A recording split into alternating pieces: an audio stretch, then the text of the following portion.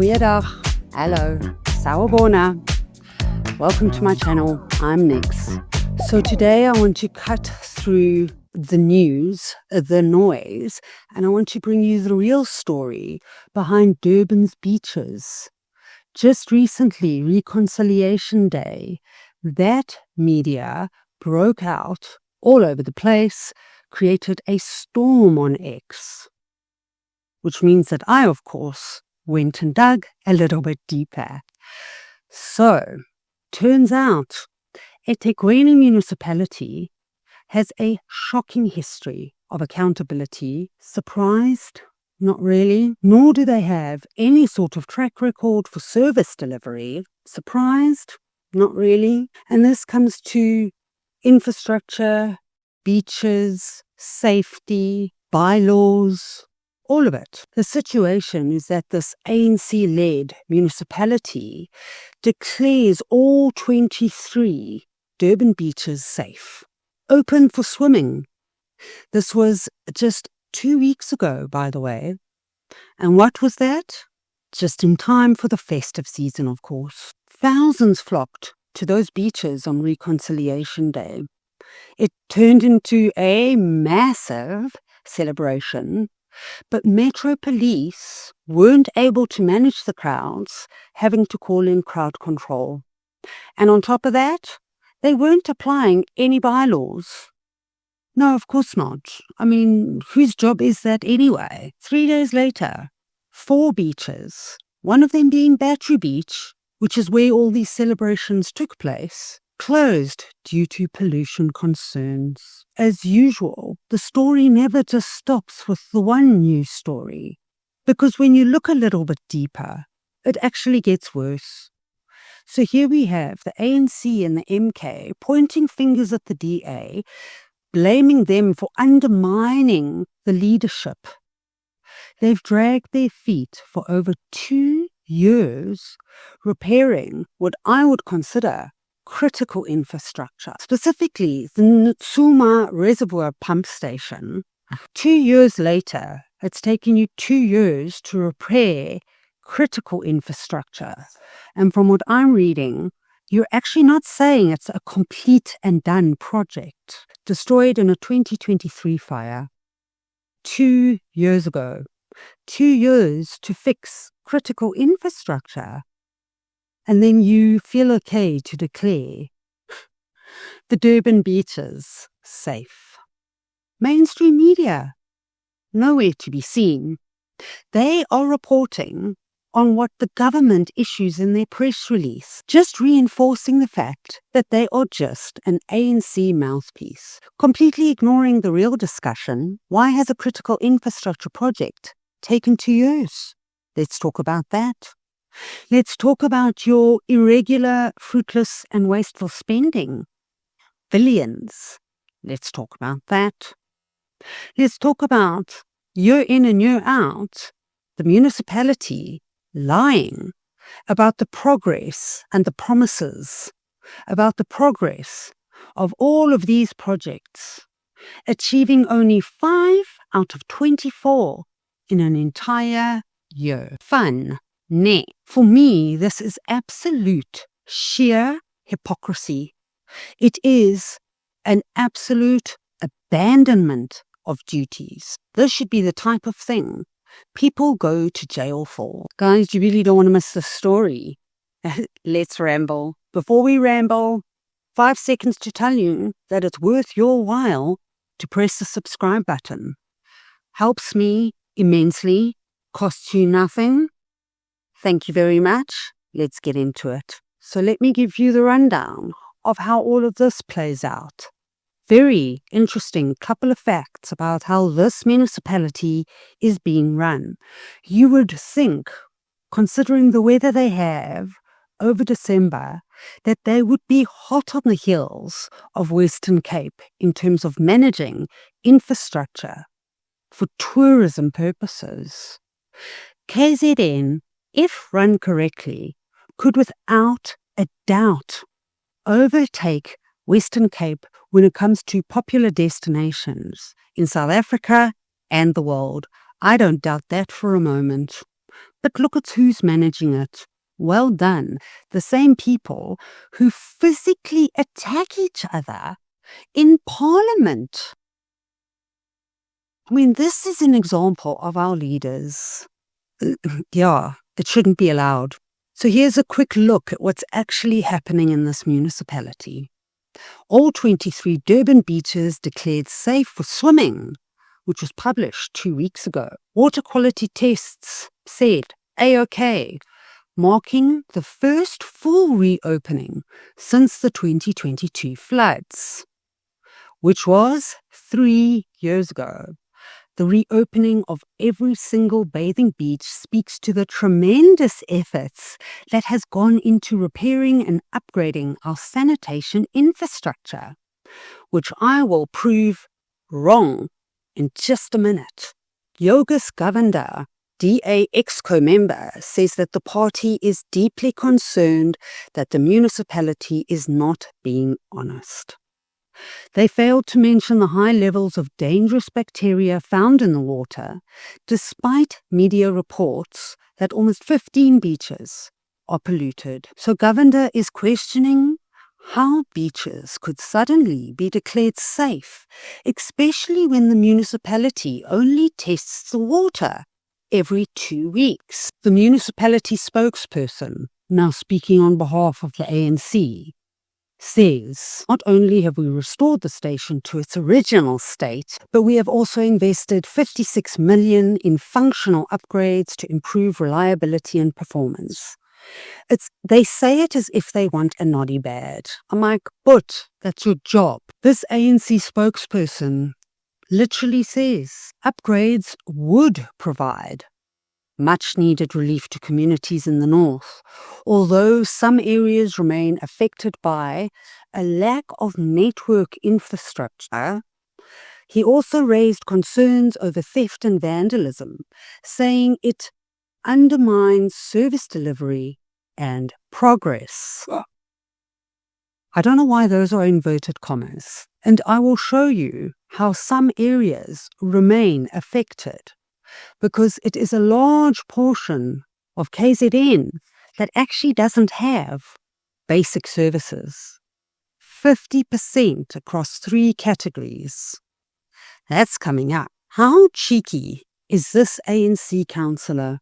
He urged the community to safeguard water infrastructure against vandalism, as this results in the interruption of the water supply. Sometimes I just can't actually comprehend that these people think it's okay to say this. And then I do really honestly struggle to comprehend that as a citizen, you put up with him saying this. How dare this ANC councillor make the safeguarding of infrastructure the community's problem? Because he says if you don't safeguard the water infrastructure against vandalism, you will have interruption in water supply. So now it's your responsibility to safeguard the infrastructure. Dude, but you are responsible for safeguarding the infrastructure. And the only way you can do that is by putting the laws into place. But what I'll show you in the very next article is how you cannot even put bylaws in place for drinking in public. Swimming after closing time, then how the flip are you ever going to put law in place or apply the law for vandalism of public infrastructure? This is not the community's problem. What an absolute display of derelict of duty, inept hypocrisy, incompetence. Those are the only words I want to scream at this person right now. And here, a few key results, too, for their Q1 financial year. I mean, this is them boasting, right? This is considered progress. The soft bigotry of low expectations from the ANC, this is what they consider progress. So I'm really getting myself worked up, aren't I? So total bulk water system input volume for the 24 financial year averaged 1068.5 millilitres per day. Congrats, ANC, you saw a 1.1% increase. So now we get to sit at 1080.2 milliliters a day. You cannot think a key result is a 1.1% increase when your projects are running 3 years behind, 8 years behind. And then the next key result that they want, I don't know, an Audi badge for? There was marginal increase of 3% in the volume of water produced by the eThekwini water internal water treatment plants from 20 milliliters a day in 24 to 20.6 milliliters a day in 2025. So we went for 20 to 20.6. Viva ANC. Viva. Now keeping that in mind, look at this. Household services. This is from the census 2022 and it appears in the provincial report of 2025. Flush toilets connected to sewage, 58.9%. So not only is your sewage doing a meager 0.6% improvement year on year, only 58% of it is going into the sewage. My question for the ANC and the MK, where is the 40% of sewage going? Could that perhaps have something to do with the poisoning of our beautiful beaches? Weekly refuse disposal services, 57.7. Again, you say that your pipes are clogged with litter and rubbish and carcasses because you're only collecting 60% of refuse. My question again, where is the other 40% going? Access to piped water into the dwelling, 51.8%. Guys, this is what transformation looks like. This is what it looks like for us to make sure that Cyril and the ANC achieve equality. Equality means that we all, as the entire South Africa, need to step down to the very low standards that the ANC operate at. Shocking. Instead of the ANC cleaning their house and stepping up for a change. But boy, oh boy, that would require leadership. Finally, electricity for lighting, 96.7. Whether or not the power is on in KZN is another question. So let's quickly delve into the Reconciliation Day events which took place in Durban. Metro police struggle to clear Durban beaches. Almost 2 hours to remove people from the surf. Many bathers refuse to leave when beaches closed. For me, I put you in handcuffs, I put you in a van, I put you in the police station overnight. Easy peasy. And you do that for a couple of people, everybody else will decide to leave. But no, let's pander to the needs and the traumas of the people who vote these ANC and MK idiots into power. Like absolutely no sympathy in some ways. I think I'm in a bad mood today. Municipal bylaws ban swimming after 6 p.m. when lifeguard shifts end. Zungu said officers enforce the rules to protect bathers and prevent drownings and other incidences. Officers do not enforce the rules. Zungu said the rules are there to protect bathers. They did not enforce the rules. After leaving the waters, crowds scattered across nearby areas and began consuming alcohol. The last time I checked, alcohol in public is a bylaw violation. Again, handcuffs, van, police, jail cell overnight by a donkey. You do this for a couple of people, you do this for a couple of weeks, problem solved. But here we are. The operational plan banned drinking within the beach zone, but many people walked to liquor outlets outside the restricted area.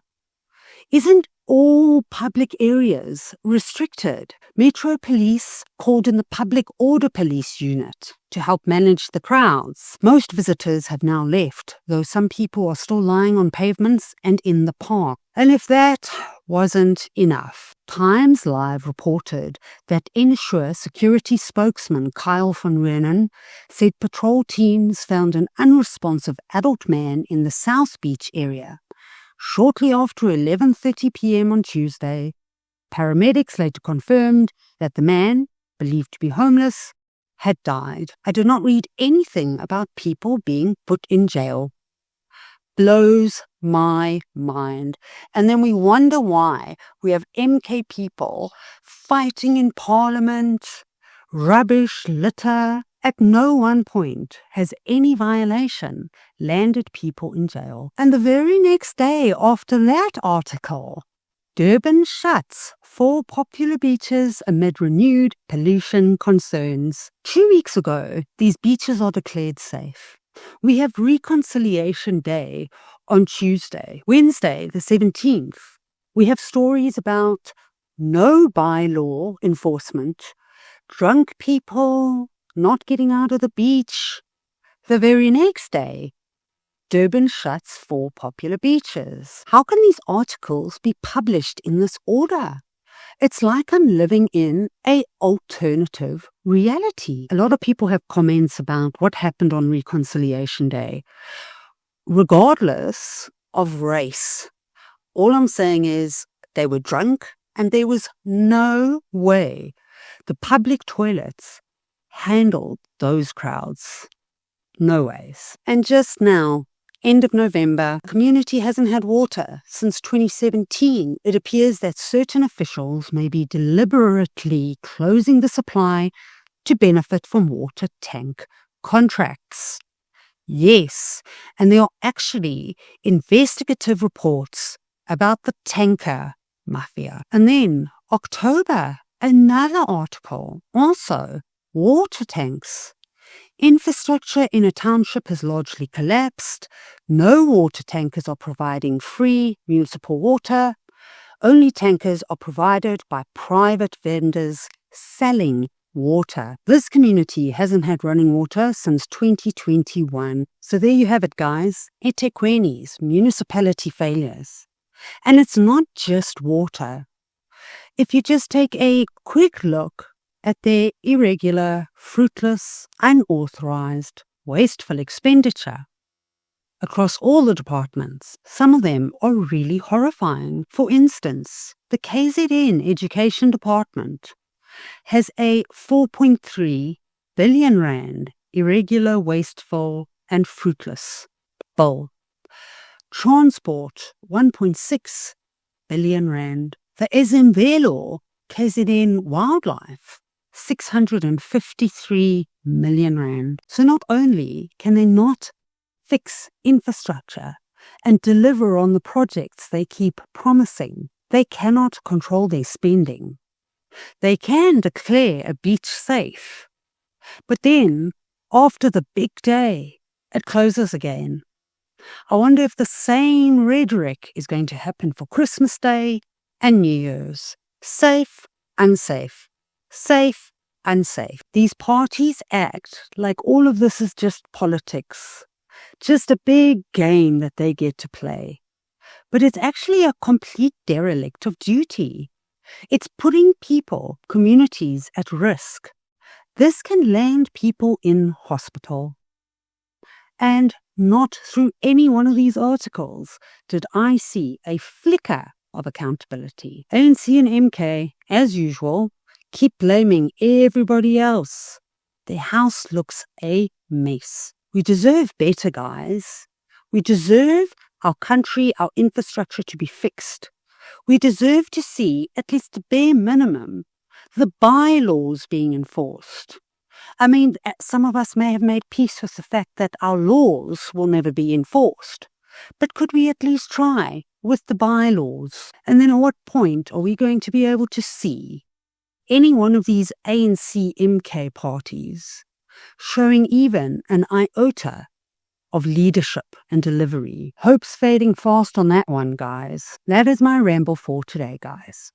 I was a little passionate. I do apologize, but I do get very passionate about things like my country and the fact that KZN could put Western Cape to shame when it comes to top destination worldwide. If you found this video insightful, make sure to hit that subscribe button, like, and drop me a comment if you think KZN could take top spot, kick Western Cape off spot number 1. I really think it could. And what do you think about this flippy-floppy reporting from mainstream media and our leaders not delivering on a 2017 project, half delivering on a project from 2023, caused by floods in 2022, billions in irregular and fruitless spending? Shameful, absolutely shameful. And then share this video. We are responsible for educating each other and changing the narrative. And these are the tangible stories that people can actually relate to. Okay, guys, that's it from me today. Shout out to all my recent subscribers and all my long-term subscribers. But I have hit 2,000 subscribers. I am over the moon and so grateful. I really just want to give you all a huge shout out. Thank you so much. It means the world to me. And then Nikki and Paul, you guys and your ongoing support. I am, as always, truly grateful. I hope you all have a fantastic Christmas with your family, friends, whoever you spend it with. My message, as always, continue to be the most amazing human being you can be. Over and out, guys.